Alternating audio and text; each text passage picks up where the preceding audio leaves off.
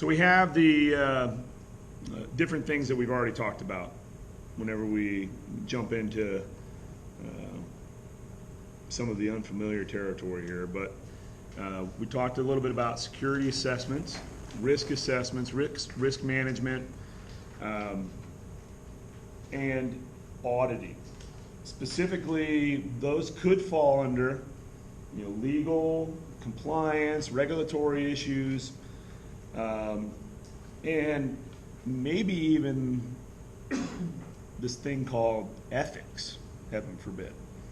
So within the exam, you will see a lot of questions in or around these things that we're going to be enumerating here through. And I'll tell you specifically some of the things that I usually hear about as we go through these. So usually when computers are used for crime, usually there's either there is or there is not a precedence for it.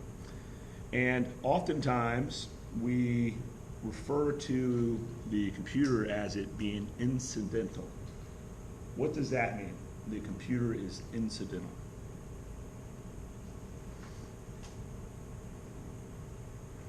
What do you guys think that means?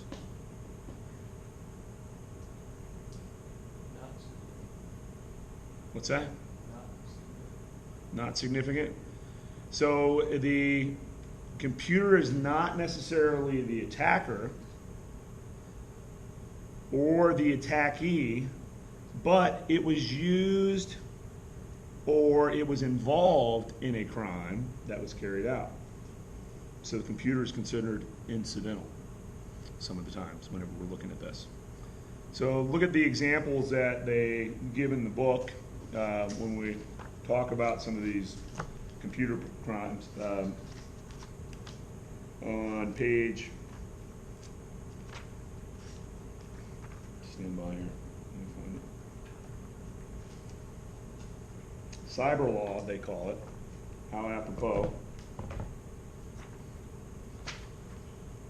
Here on 45 in your book, start to get into some of that cyber law stuff.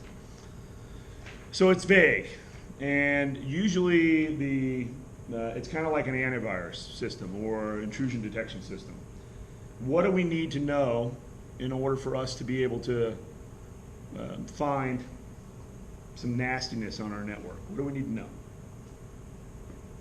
Usually we have to have a what of that virus? Signature, right? So there's got to be some sort of past issue that's happened in order for us to refer back to that to see how it was interpreted, or to refer back to it to see how we can protect ourselves from it. Some examples of computer-assisted crime that we've seen here are things like attacking financial systems to carry out theft of funds, or maybe some intellectual property or intelligence material, especially in the military system. So with intelligence gathering, the computer-assisted crimes are carried out by spies typically for espionage, or for intellectual property, maybe other companies that are looking to get competitive advantages. What would happen if your biggest competitor was able to come and be able to get onto your system or your network and gather confidential business information about your I don't know, your Kentucky Fried Chicken original recipe, or maybe the magic Coca-Cola recipe. Yeah, good for your competition, really bad for you, right? So in those cases, would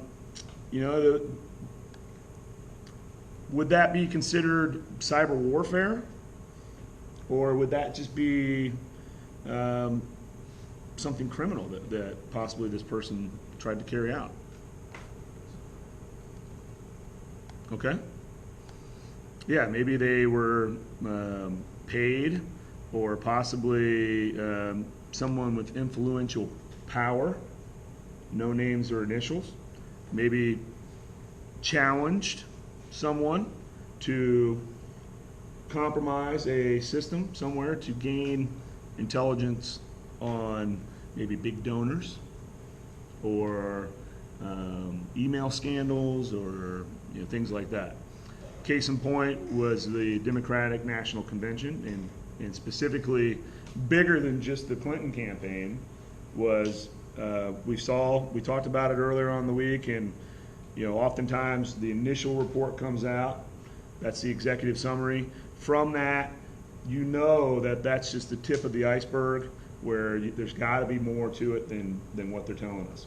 And sure enough, it was bigger than just the Clinton campaign. Reading this last night, now they've said it's the whole Democratic National Committee, and specifically looking for anything and everything that they can utilize moving forward. So there's a few different things that you need to be aware of here with the exam. One of them that you will see is this thing called hacktivism. They say that that's hacking for a cause. Give me an example of something popular in our industry that would be hacking for a cause.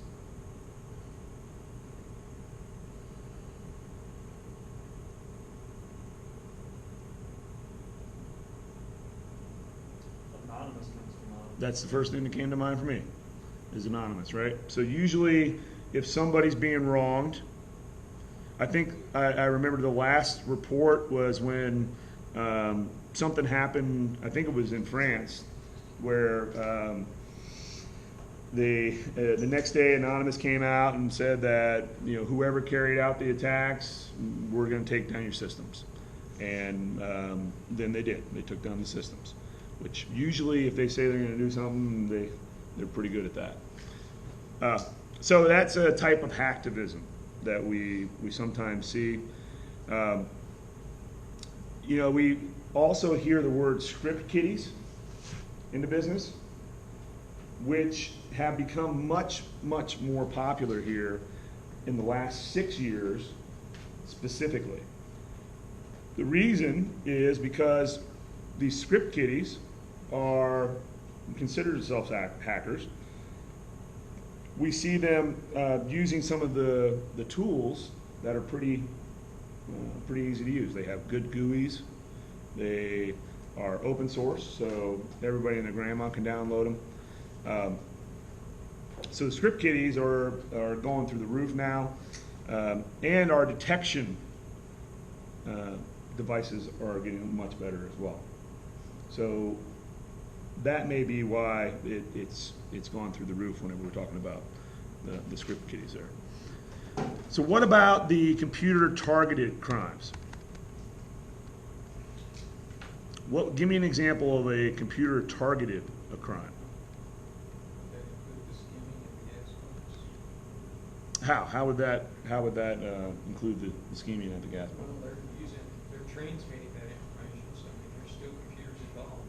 So they're using computers to receive that data at the other end, and they're basically intercepting it as you swipe and send that system into the computer system inside the phone. Sure. Yeah, and I would probably, if they're using wireless, there's probably some sort of FTC issue that they could get in trouble with as well for wireless communication. What if, let's say, you're this thing that's called a bot herder. You guys remember what this guy is? Yeah. So he can infect these agents,